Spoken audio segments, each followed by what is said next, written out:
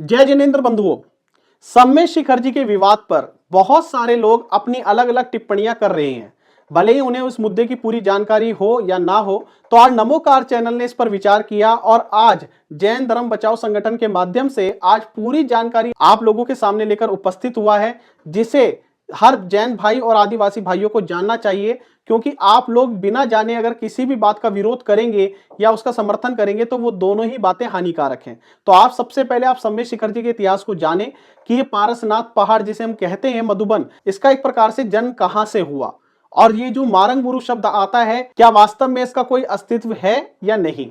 तो आज मैं पूरी जानकारी आप लोगों को तथ्यों के साथ देने वाला हूं, तो कृपया इस वीडियो को अंत तक अवश्य देखिए। और वीडियो शुरू करने से पहले मित्रों, आप सभी लोगों से अनुरोध करना चाहूंगा कि जो भी जैन धर्म बचाओ संगठन के परमानेंट सदस्य बनना चाहते हैं, तो आप स्क्रीन पर ये नंबर देख रहे हैं, आप कृपया मात्र 1100 रुपए की राशि देकर आप इसके आजीवन सदस्य बन सकते हैं। और जो भी लोग सदस्य बने वो कृपया केवल पैसों से ही हमें सहयोग ना दीजिएगा। पैसों के साथ साथ कभी भी भविष्य में किसी भी तीर्थ क्षेत्र की रक्षा के लिए आप लोगों को हमारे साथ कंधे से कंधा मिलाकर भी खड़ा होना है। जैन धर्म बचाओ संगठन के सभी नए सदस्यों का नमोकार चैनल बहुत बहुत हार्दिक स्वागत करता है। अतुल जैन जी, ऋषिकेश देहरादून, सुरेश चंद जैन जी, राजगढ़ कॉलोनी, कृष्णा नगर दिल्ली, हिमांशु जैन जी, गांधीनगर दिल्ली, अजय जैन जी, रायपुरा कुंडलपुर, अमित जैन जी, ललितपुर उत्तर प्रदेश, अविनाश जैन जी, देवास मध्य प्रदेश, जितेंद्र जैन जी, जयपुर, शुभम जैन जी, आगरा। कृपया आप सभी से भी विनम्र निवेदन है कि आज ही मात्र 1100 रुपए में जैन धर्म बचाओ संगठन की सदस्यता को प्राप्त करें और अपना आधार कार्ड और एक फोटो दिए गए नंबर पर व्हाट्सएप करें। तो जो सबसे पहली पोस्ट आप यहाँ पर देख रहे हैं, आप उसमें देख सकते हैं कि जो जैन धर्म के कुल 24 तीर्थंकर हुए हैं। ऋषभ देव प्रथम, जिन्हें आदिनाथ भगवान भी कहा जाता है, और जो ये आदिवासी जो आप लोगों का नाम भी पढ़ा, ये आदिनाथ भगवान से ही पढ़ा है। अगर वहां के आप जो कुछ सराग भाई हैं, आप उसके बारे में और विस्तार से उनसे जानकारी प्राप्त कर सकते हैं। तो आप यहां पर सबसे नीचे पढ़ेंगे कि 772 ईसा पूर्व में भगवान पारसनाथ, जिनके नाम पर ही सम्मेद शिखर जी पर इस पहाड़ का नाम पारसनाथ पड़ा, तो ये हमारे 23वें तीर्थंकर थे और ये बात है 772 ईसा पूर्व की। तो अब आप अंदाजा लगाइए कि ये बात को कितने हजारों वर्ष हो चुके हैं।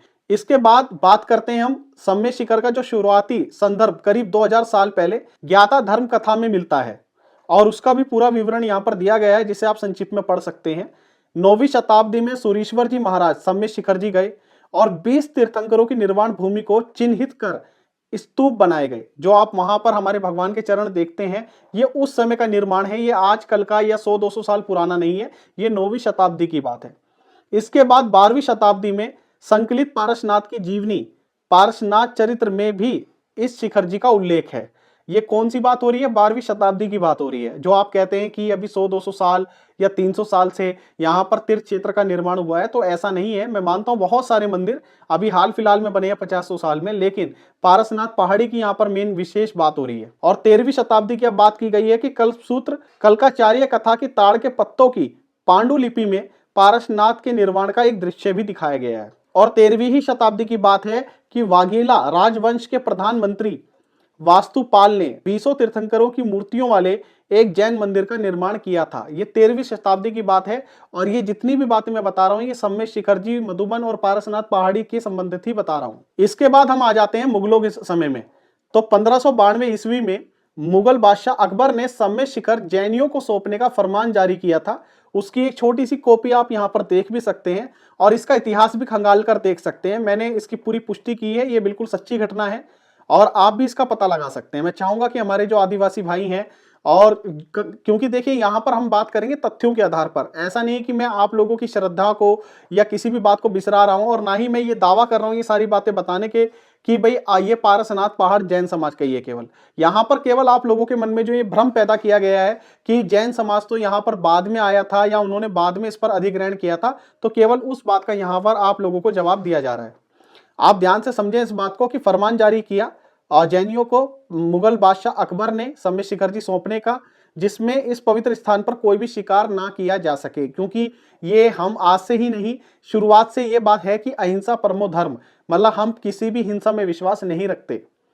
जहांगीर के निजी जोहरी सेठ हीरानंद मुकीम ने जैन तीर्थ यात्रा के लिए आगरा से शिखर जी तक एक दल का नेतृत्व किया, यानी कि आगरा से सम्मेद शिखर जी जाने के लिए, क्योंकि उस समय पर ये आज जो हम ट्रेन यात्रा या बस या जितने भी यातायात के साधन है वो नहीं हुआ करते थे, तो लोगों को बहुत बहुत समय लगते थे, बहुत बहुत दिन और कई महीने लग जाते थे। जैसे कहते हैं ना कि तीर्थ यात्रा पर जब पहले जाते थे लोग तो कई महीनों का सफर होता था, वो 2 या 4 दिन का नहीं होता था। तो ये उसी संदर्भ में बात की गई है।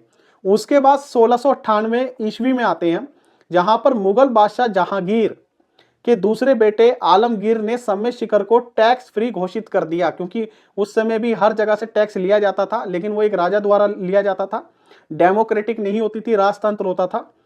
तो ये चीज उसमें बताई गई है। फिर 1760 ईस्वी में आते हैं, जहां बंगाल के नवाब अहमद शाह बहादुर ने शिखर जी पहाड़ी की जमीन मुर्शिदाबाद के जगत सेठ को दे दी। ये मुर्शिदाबाद के एक सेठ थे, उन्होंने भी फिर इसे दोबारा खरीदा।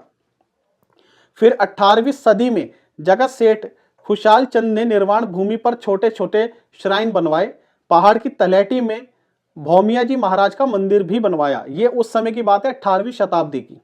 अब धीरे धीरे देखिए हम वर्तमान की ओर बढ़ रहे हैं। फिर हम बात करेंगे 1790 ईस्वी में ब्रिटिश साम्राज्य ने पालगंज के राजा को सम्मेद शिखर की जिम्मेदारी दे दी। ये ब्रिटिश साम्राज्य ने दी थी, जो पालगंज राजा की बात आती है। फिर 1846 में लेफ्टिनेंट बीडल ने अपने सर्वे में पाया कि क्षेत्रीय संथाली समुदाय इस पहाड़ी को मारंग गुरु कहता है और इसे पूछता है। अब देखिए मारंग गुरु का नाम कहां से पढ़ना शुरू हुआ आप लोगों का, सन 1846 से।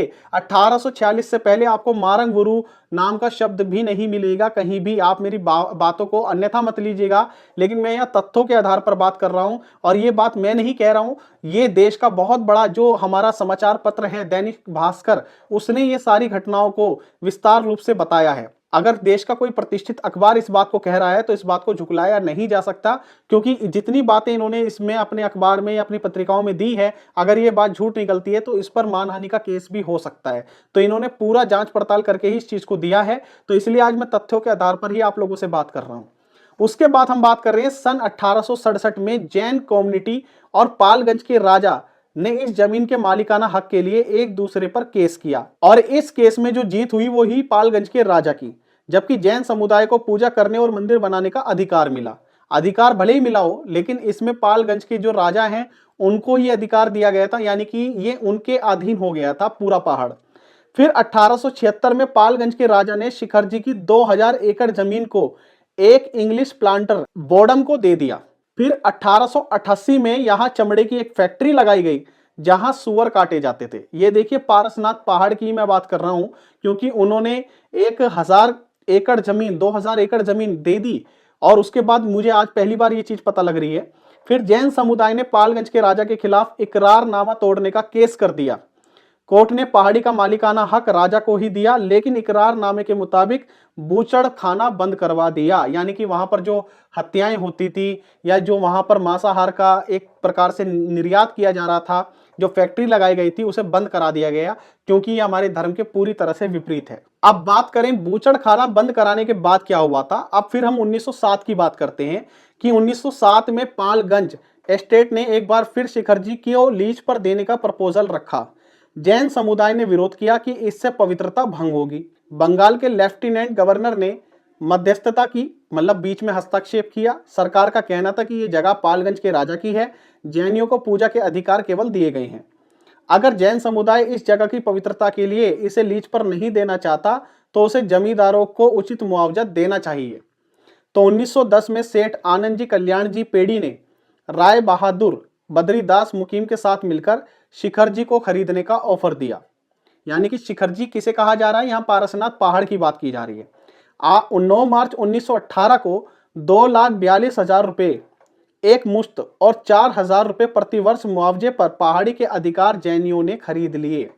तो आप समझ रहे हैं कि 2,42,000 रुपए तो इकट्ठे देने पड़ेंगे और फिर 4,000 रुपए सालाना देना पड़ेगा। तो इस नियम के आधार पर वहां के राजा, जो पालगंज के राजा थे, उन्होंने इस बात पर सहमति जताई और ये पहाड़ जैनियों को सुपुर्द कर दिया। लेकिन उसके बाद भी मामला थमा नहीं, ये विवाद तब से चलता आ रहा है। फिर सन 1925 में शिखर जी के मालिकाना हक को लेकर एक ब्रिटिश जमाने की हाईएस्ट कोर्ट प्रीवी काउंसिल में केस दर्ज हुआ। स्थानीय संथाली और दिगंबरों ने शिखर जी पर आनंद जी कल्याण जी पेड़ी के मालिकाना हक को चुनौती दी थी। तो यहाँ पर आपका जो संथाली, जो हमारे संथाली भाई हैं, आदिवासी भाई हैं, उनका भी और हमारे से जो विवाद है इस बात को लेकर कि इस पर अधिकार किसका है, ये बात अब से नहीं है, ये तब से चलती आ रही है। ये लड़ाई जो है तब से चलती आ रही है, क्योंकि आप लोगों का जो वजूद आया वो सन 1846 से आया। आप तो 1932 के खतियान की बात करते हैं, जो भी मेरे आदिवासी भाई देख रहे हैं, लेकिन आपका जो असल में वजूद आया वो हम झुकला नहीं रहे हैं। वो 1846 से पहली बार मारंग वुरु शब्द की एक प्रकार से हमारे जानकारी में ये शब्द आया। ये रिकॉर्ड में भी आप चेक कर सकते हैं, 1846 से पहले आपको कोई ऐसा रिकॉर्ड नहीं मिलेगा। जबकि हमारे पास जैन समाज के पास अपने ऐसे दस्तावेज हैं जिसमें 776 ईसा पूर्व से, जहां पर जब भगवान पारसनाथ मोक्ष प्राप्त हुए थे, और केवल भगवान पारसनाथ नहीं हुए थे, आदिनाथ भगवान से लेकर पारसनाथ भगवान तक हमारे 20 तीर्थंकर थे जो यहाँ से जिन्होंने मोक्ष प्राप्त किया। और अब हम बात करेंगे वर्तमान में क्या स्थिति चल रही है। तो वर्तमान की स्थिति जानने से पहले आपको 2 साल पीछे ले जाना चाहूंगा कि 13 दिसंबर 2021 की बात है, जब बीजेपी नेता और पूर्व मुख्यमंत्री बाबूलाल मरांडी ने आदिवासी पूजा स्थल पर पूजा की और एक बोर्ड भी लगवाया, जिससे जैन समाज चिंतित हो गया, क्योंकि यहाँ पर नियमों के अनुसार यहाँ पर किसी भी प्रकार का निर्माण कार्य नहीं किया जा सकता था, और निर्माण कार्य अगर किया जाएगा तो बिना जैन समाज की अनुमति के हो नहीं सकता था। और ये हम नहीं कह रहे, सरकारी फैसला था। तो पारसनाथ पहाड़ पर पिकनिक मना रहे कुछ लोगों का एक वीडियो भी वायरल हुआ जिसमें वो मांस पका रहे थे। इससे जैन समाज को और ज्यादा धक्का लगा और उनकी भावनाएं और ज्यादा आहत हुई। फिर अक्टूबर 2022 में पारसनाथ पर्यटन विकास प्राधिकरण का गठन होना था, जिसमें जैन समुदाय ने पर्यटन शब्द पर आपत्ति जताई थी। और 28 दिसंबर 2022 को स्कूली बच्चों का एक दल पारसनाथ पहाड़ी गया था, जिसे जैन समाज द्वारा रोका गया और उसका स्थानीय लोगों ने विरोध भी किया। और ये घटना की बार बार मैं बात करता हूं, और वहां के जो पत्रकार हैं कुछ, वो इस घटना को बहुत ज्यादा बढ़ा चढ़ाकर बताते भी हैं। और मैंने इस बात का विरोध भी किया है कि अगर वहां पर किसी जैन समाज के व्यक्ति ने अगर उनसे गलत व्यवहार किया तो गलत व्यवहार नहीं करना चाहिए था, बिल्कुल उन्हें रोकना चाहिए था। और आप लोगों को, जो स्थानीय लोग हैं, उन्हें भी इस पर समर्थन देना चाहिए था। पहली बात तो वहां के जो स्थानीय लोग इस बात को बोलते हैं कि वो स्कूल के बच्चे वहां दर्शन करने जा रहे थे, तो ये बात तो देखिए सिरे से गलत है। कोई भी स्कूल का बच्चा इतने किलोमीटर पहाड़ी चढ़कर दर्शन करने तो नहीं जाएगा। इतनी आस्था हम भी समझते हैं कि बच्चों में कितनी आस्थाएं होती हैं। इतना मैं जरूर मान सकता हूं कि उनके पास कोई पान, बीड़ी, तंबाकू या कोई भी ऐसा पदार्थ नहीं था जिस पर जैन समाज के लोगों को आपत्ति होनी चाहिए थी। और उनका रोकने का तरीका गलत हो सकता है, लेकिन उनकी भावनाएं गलत नहीं थी। तो आज मुझे लगता है कि बहुत सारे हमारे जो जैन भाई हैं और आदिवासी भाई हैं, उनकी ये भ्रांति दूर हुई होगी, और जिन्हें इतिहास की जानकारी नहीं थी उन्हें आज इसका पूरा इतिहास पता चल गया होगा। तो नमोकार चैनल ऐसे ही आप लोगों की जानकारी को बढ़ाता रहेगा, और ये चाहेगा कि भविष्य में जो भी थोड़ी बहुत भी तल्खियां चल रही हैं वो पूरे सिरे से खत्म हो जाए। और जाते जाते मित्रों, मैं आप लोगों से अनुरोध करना चाहूंगा कि जैन धर्म बचाओ संगठन को और मजबूत बनाने के लिए आप उसके परमानेंट सदस्य बनिए। मात्र केवल 1100 रुपए की उसकी राशि रखी गई है। राशि का रखने का हमारा अभिप्राय केवल इतना है जिससे आप लोग उस संगठन को अपना माने और अपना धन के साथ साथ तन और मन से भी उसमें सेवा अर्पण करें।